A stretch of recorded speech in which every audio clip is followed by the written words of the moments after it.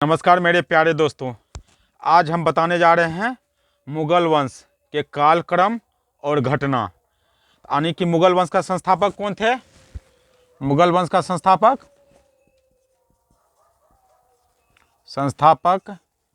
जहीर उद उद्दीन मोहम्मद बाबर था। इसका जन्म कब हुआ था? 14 फरवरी 1483 ईस्वी में मध्य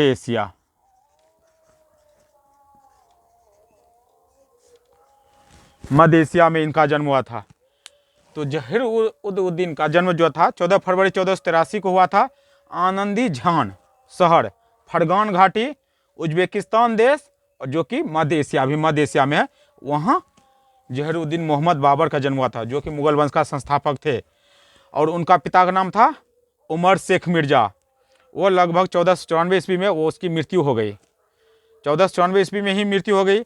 उसका माँ का नाम था निसार कुतलुग खानम, ऐसे भी बोल सकते हैं कुतलुग निगार खानम। उसके माता का नाम था कुतलुग निगार खानम। और उसको दो बीवी थे। बाबर को कितने बीवी थे? दो बीवी। पहला बीवी था ऐसा सुल्तान बेगम और जनाब सुल्तान। तो बाबर की पिताजी का मृत्यु लगभग 1494 ईस्वी में हो गए। तो 12 वर्ष के जब थे बाबर, तो वह कहाँ के थे? फरगान का शेख था, उमर शेख मिर्जा बाबर का पिता थे। कौन थे? पिता। और फरगान का शासक थे। जब ये 1494 ईस्वी में मौत हो गया, तो 12 वर्ष में गद्दी संभाला। गद्दी किसने संभाला? बाबर ने गद्दी संभाला।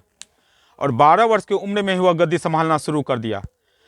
तो वह बहुत ही चतुर और चालाक और दिमाग और बुद्धिमान थे। तो वो दो महान शासक के वंशज थे।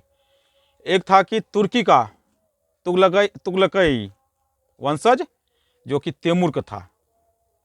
तुर्की का शासक तैमूर और मंगोल शासक चंगेज खान, ये दोनों का वंशज थे। और उसी के वंशज से बना बाबर, पैदा हुआ बाबर या जन्म लिया बाबर।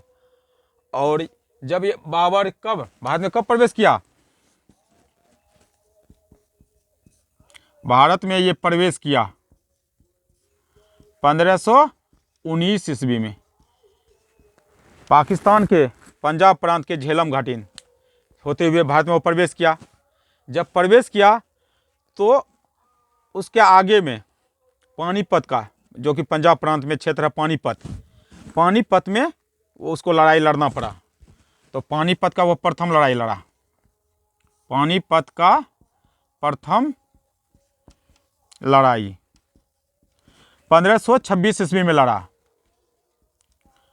और इसमें तोप का प्रयोग किया, तोप गोले का जमकर प्रयोग किया बाबर ने। और इब्राहिम लोदी का हार हो गया।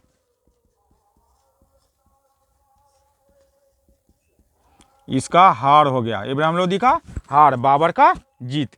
क्योंकि इब्राहिम लोदी की सेना ने जमकर और डटकर मुकाबला किया, लेकिन उसको तोप और गोला बारूद नहीं थे, इसीलिए इब्राहिम लोदी हार गया और बाबर जीत गया। यह बाबर का पहला भारत विजय अभियान था, पहला जीत था।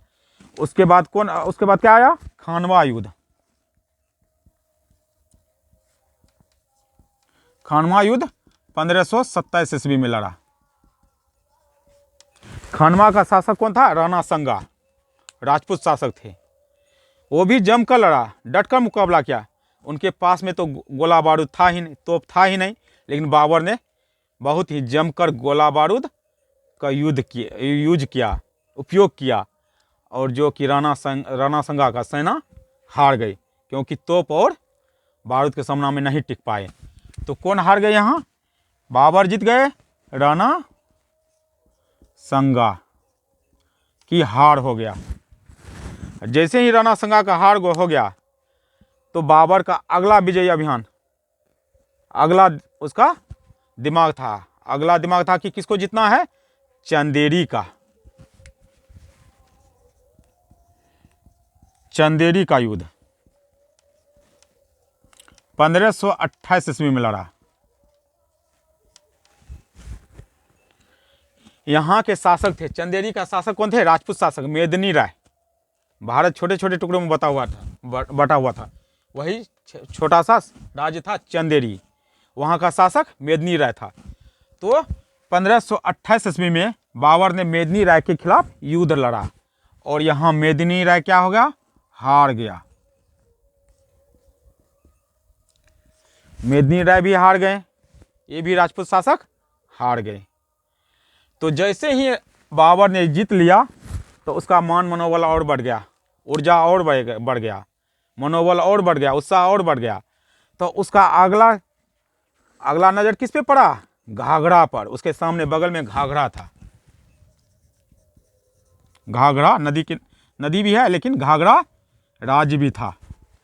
और यहाँ का शासक कौन थे, इब्राहिम लोदी का भाई, इब्राहिम लोदी का भाई था, कौन था, 1529 में लड़ा था। घाघरा युद्ध कब लड़ा था, 1529 में। इब्राहिम लोदी का भाई का नाम था मोहम्मद लोदी, मोहम्मद लोदी। ये जो घाघरा है बंगाल वो बिहार का क्षेत्र है। ये जो अफगान शासक थे,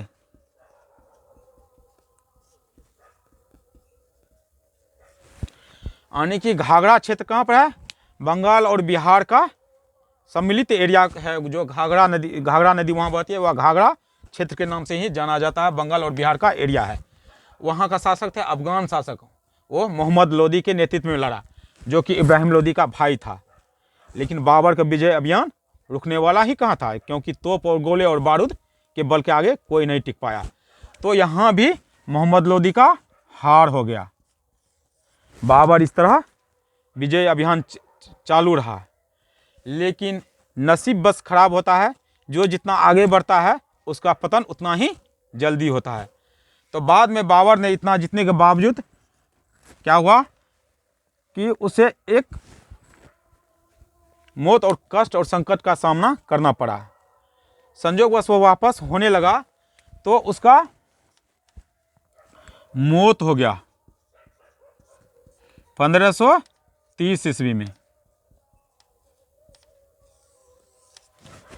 लगभग यानी कि बाबर आया 1526 में और मौत हो गया 1530 में। कितना साल तक वो राज किया भारत में, 26, 27, 28, 29, 30वां साल तो मौत ही। लगभग वह 4 वर्षों तक भारत में शासन किया।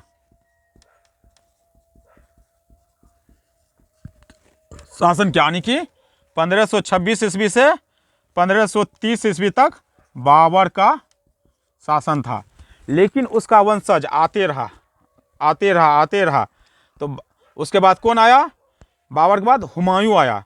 हुमायूं भी 1530 से 1556 तक उसका शासन रहा। फिर उसके बाद अकबर आया। अकबर जो है 1556 से 1605 ईस्वी तक युद्ध किया। उसके बाद जहांगीर आया। जहांगीर 1605 से 1627 ईस्वी तक राज किया। फिर औरंगजेब आया। औरंगजेब ने 1658 से 1707 ईस्वी तक राज किया। इस टाइप से उसका मुगल वंश जो था वह स्वतंत्र राज किया। लेकिन और बता दें कि इसका वंशज जो है कालक्रम कैसे याद करोगे, पहले मान चलो कि पहले बाबर 1526 से 1530, उसके बाद कौन आया, हुमायूं। हुमायूं का शासन कब तक था, 1530 से 1556। 1530 ईस्वी से 1556 ईस्वी था। उसके बाद कौन आया, हुमायूं के बाद अकबर आया। अकबर का भी शासन लंबा शासन चला, 1556 से 1605 ईस्वी तक चला, यानी कि 49 वर्ष। 1556 से 1605 ईस्वी, यानी कि ये 49 साल तक शासन किया। अकबर के बाद कौन आया, जहांगीर। जहांगीर का राज कितना तक चला, जहांगीर का 1605 से 1627 ईस्वी तक। 1605 ईस्वी से 1627 ईस्वी तक राज किया। और जहांगीर के बाद कौन आया? शाहजहां। शाहजहां कब तक अपना शासन किया? शाहजहां 1627 से 1658 ईस्वी तक वह राज किया। 1627 से 1658 ईस्वी तक वो राज किया। शाहजहां के बाद कौन आया? फिर आया औरंगजेब। औरंगजेब जिसको जिंदा पीर कहते हैं।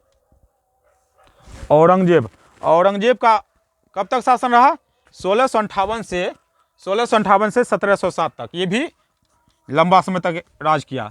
1658 से 1707 ईस्वी तक राज किया। लगभग ये भी 49 वर्ष तक किया। और देखो यहाँ, और ये भी अकबर भी 49 साल तक राज किया। यानी कि अकबर और औरंगजेब बराबर ये राज किया। इसलिए इसको याद करने का हम ट्रिक बता दें, जैसे बाबर, हुमायूं, अकबर, जहांगीर, शाहजहां, औरंगजेब, आसान से याद रह जाएगा बाबर का वंशज के नाम। तो कैसे याद करोगे?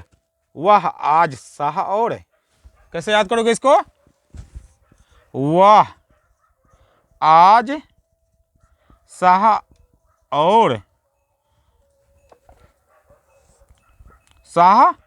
और